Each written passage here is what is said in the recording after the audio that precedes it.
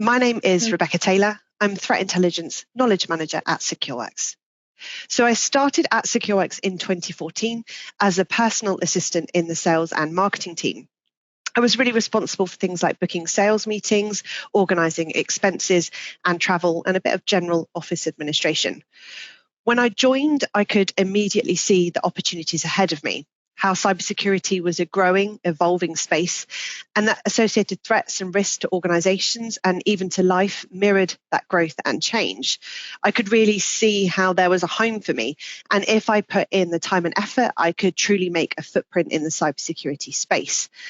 And so with that in mind, over the past 8 years, I've worked and studied hard. I've gleaned as much exposure as I can to the threat landscape and best practices for protecting, detecting and responding to or against threats. I'm really lucky to have worked across a variety of teams, including global operations and incident response. And now I'm very fortunate to be in the counter threat unit as their threat intelligence knowledge manager. My role as Threat Intelligence Knowledge Manager is to ensure the threat intelligence we have access to is captured, fit for use, and ultimately trustworthy. It's then about making sure it's accessible and searchable to those who need it most. In my day-to-day work, I focus on 3 main pillars, and these are standardization, verification, and accessibility. So standardization includes things like having accurate processes and procedures, consistency across our data sets, and ongoing efficiencies. Verification includes looking at our threat intelligence and its supporting materials and asking, when was this last checked? Can it be used? Can it be trusted? And finally, accessibility is thinking about how we can make our threat intelligence more inclusive, any change controls we have, reasonable adjustments, and ensuring the tools and teams that need to feed from our TI can do so, and those that shouldn't can't. So good or bad, the threat is evolving. The bad guys are learning new trade graphs, adapting and developing new malware. New groups with new targets and ambitions are coming to light all the time. So this keeps things really interesting. I'm also very lucky to be surrounded by lots of subject matter experts and talented colleagues whose goals are really to protect our customers, our communities, and sometimes even lives. And so this makes it a very inspiring arena to be part of.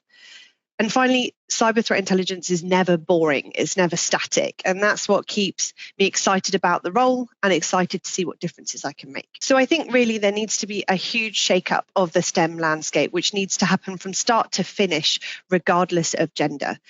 If we think about school and education, STEM subjects need to be more accessible, the potential in STEM careers better articulated, and the associated stereotypes of who you need to be successful in STEM broken down. We also need to do much more from a later education perspective, with free training, seminars, mentoring available to those who are beyond school but want to see if STEM would work for them.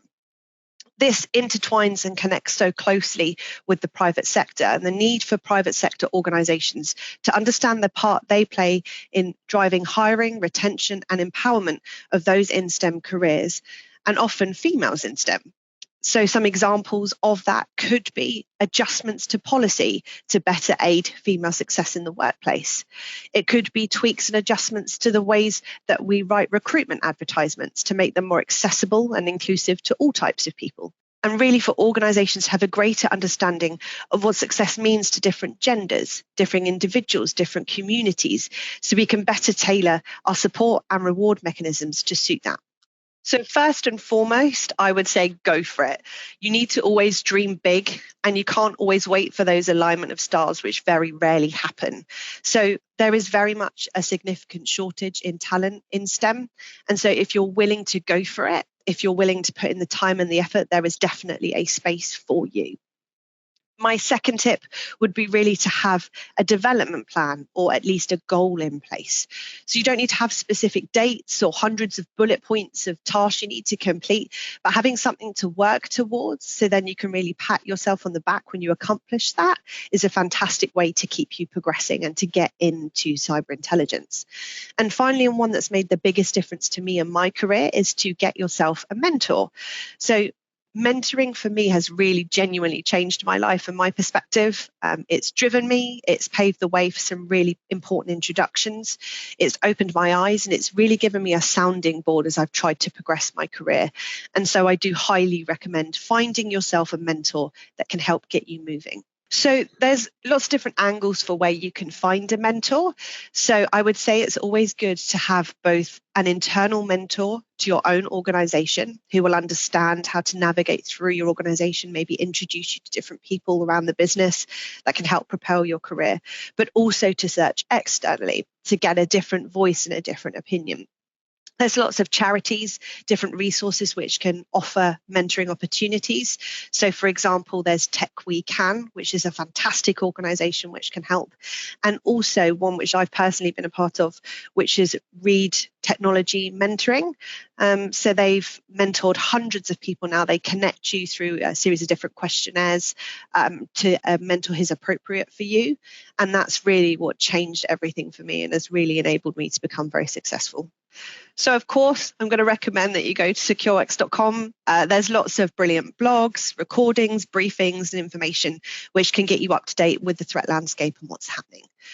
Something which I've done myself is also to sort a news feed for myself. So there's lots of different apps available to do that, but it's going to be able to give you a day-to-day view of what's being published, what the press is saying, what's being written by the media about cybersecurity. And so that's a nice way to get a broad overview of the world around you. And finally, a resource again that I've used and that I recommend to everyone is to explore your free training opportunities.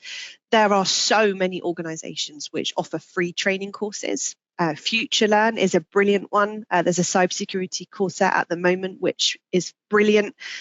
So explore your free options with institutions, organizations like that, but also other ones like MITRE, where again, they offer some good free courses to give you that foundational learning.